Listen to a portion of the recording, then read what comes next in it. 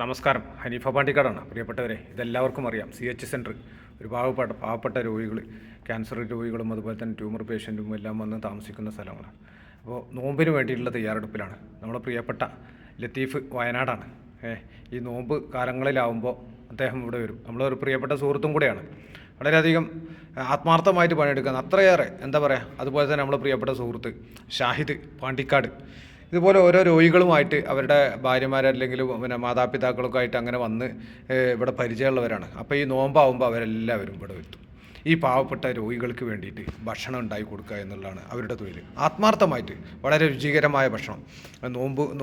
നോമ്പെടുക്കുന്ന രോഗിയുടെ എന്നെപ്പോലെയുള്ള പാവപ്പെട്ട ആളുകളായ കൂട്ടിരിപ്പുകാരുണ്ട്. അതുപോലെ തന്നെ രോഗികളായ ചില ആളുകൾ നോമ്പ് നോൽക്കുന്ന ആളുകളുണ്ട്.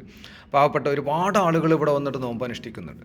നോമ്പ് തുറക്കാൻ വേണ്ടിയുണ്ട് എല്ലാ സൗകര്യം. അപ്പോൾ ഇന്നത്തെ സ്പെഷ്യൽ എന്ന് പറഞ്ഞു കഴിഞ്ഞാൽ ഇന്ന് ഓരോരുത്തരും ഓരോ ഓഫറാണെന്ന് അതിനെക്കുറിച്ചാണ് എനിക്കറിയില്ല. എന്തായാലും ചിക്കൻ ബിരിയാണിയാണ്.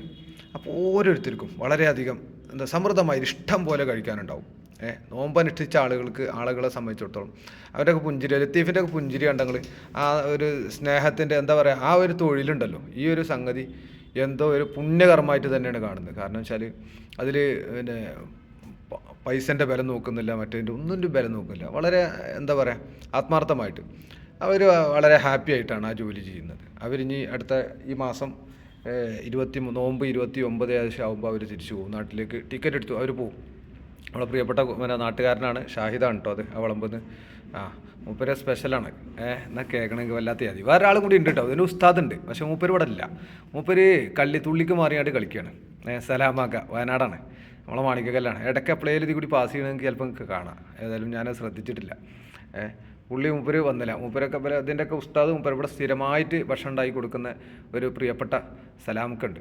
വളരെ നല്ല സ്വഭാവം. അപ്പോൾ ഞങ്ങൾ 6 മണിയായി കഴിഞ്ഞാൽ ഏകദേശം ഒരു 5:45 5:40 ആകുമ്പോൾ ഞങ്ങൾ ഇതിൻ്റെ പാക്കിങ്ങിലാണ്.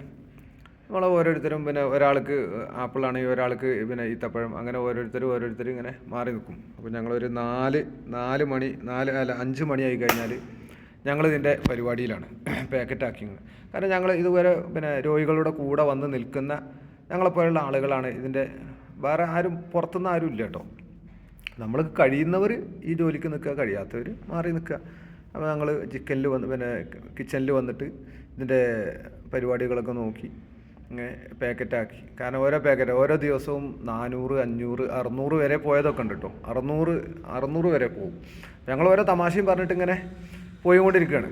തമാശ വേണമല്ലോ, നല്ല കാര്യങ്ങൾ. നോമ്പാണെങ്കിലും വേറെന്തും ഫിത്തന ഫസാദുകൾ പറയാതെ നമ്മൾ നോമ്പല്ലേ. അപ്പോൾ ഞങ്ങളിങ്ങനെ ഓരോ തമാശയും പറഞ്ഞിട്ട് ഇങ്ങനെ ഇരിക്കും. അപ്പോൾ പ്രിയപ്പെട്ടവരെ, ഞാൻ പറഞ്ഞു വരുന്നത് എന്താ നിങ്ങൾ, ഇതിന് അനക്സ് എന്ന് പറഞ്ഞാൽ ഇതിൽ ഉൾക്കൊള്ളാൻ കഴിയുന്നതിലും, കാരണം 100-150ൻ്റെ മുകളിൽ ആളുകൾ രോഗികളുണ്ട്. അവരൊക്കെ നോക്കാനും പിടിക്കാനും ആളുകൾ വേറെ ഉണ്ട്.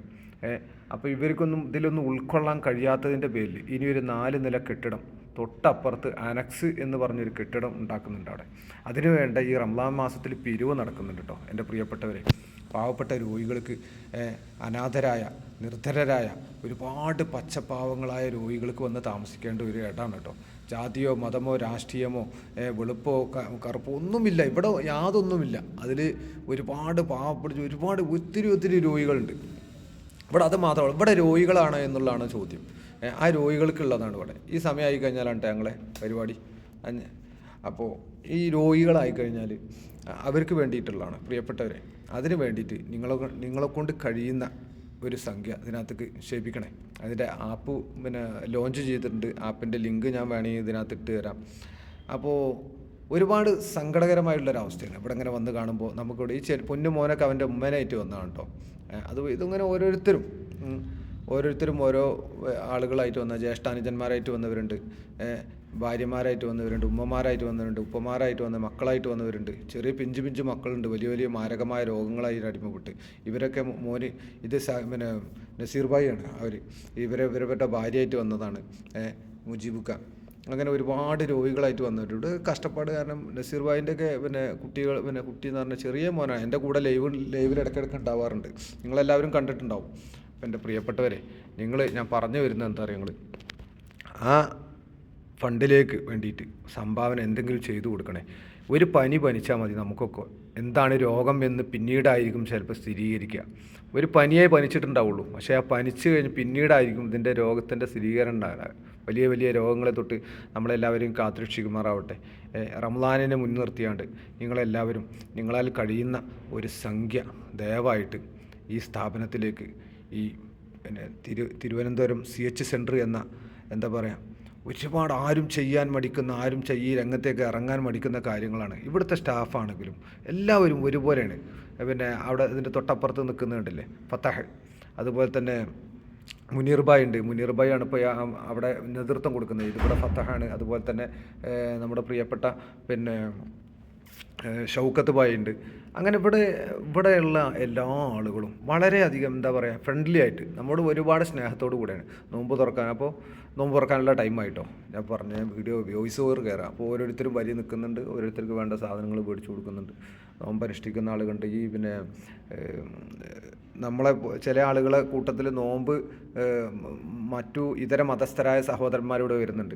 അവരുടെ കൂട്ടത്തിലുള്ള ആളുകൾക്ക് ചിലപ്പോൾ നോമ്പുണ്ടാവും. അപ്പോൾ ഇവരും നോമ്പ് അനുഷ്ഠിക്കുന്നുണ്ട്. അപ്പോൾ അതിൻ്റെ അങ്ങനെ ഇവർ നോമ്പ് അനുഷ്ഠിക്കാൻ വേണ്ടിയിട്ട് വരുന്നുണ്ട്. സ്ത്രീകളുടെ കൂട്ടത്തിലും അതുപോലെ തന്നെ മെഡിക്കൽ കോളേജിൽ ഒരുപാട് യുവ ഡോക്ടർമാർ ഇവിടെ വരുന്നുണ്ട്. അവരെല്ലാം നോമ്പനുഷ്ഠിച്ച് അത്താഴത്തിന് വരേണ്ടത്. ഇവിടെ പ്രത്യേകിച്ചിട്ട് എന്താ പറയുക, നിങ്ങൾ ഒരു 3:30 മുതൽ 4:30 വരെ ഇവിടെ അത്താഴം കൊടുക്കുന്നുണ്ട്. എല്ലാവർക്കും കൊടുക്കുന്നുണ്ട് കേട്ടോ. ഇവിടെ പഠിക്കുന്ന ഒരുവിധപ്പെട്ട എല്ലാ ഡോക്ടേഴ്സും ഇവിടെ വരാറുണ്ട്, പരിചയപ്പെടാറുണ്ട്. വളരെയധികം എന്താ പറയുക, നല്ല സ്വഭാവമുള്ള ആളുകളാണ് അവരൊക്കെ. അവരൊക്കെ നോമ്പനുഷ്ഠിക്കാൻ അവർക്ക് ഇവിടെ വന്നിട്ടും ചില ആളുകളൊക്കെ ഉണ്ടല്ലോ, നാട് വിട്ടു പോകുന്നു കഴിഞ്ഞാൽ നോമ്പ് എന്താണ് ഏതാണെന്നല്ല ഇന്നത്തെ കാലഘട്ടത്തിൽ മറന്നു പോകുന്നൊരു കാലഘട്ടമുണ്ട്. കാരണം നമുക്കറിയാം ലഹരിക്ക് അടിമപ്പെട്ട് ജീവിക്കുന്നൊരു സമൂഹമുണ്ട് ഇന്ന് നമ്മുടെ അടുത്ത്. അപ്പോൾ അതിൽ നിന്നെല്ലാം നമ്മളെ കാത്തുരക്ഷിക്കുമാറാകട്ടെ.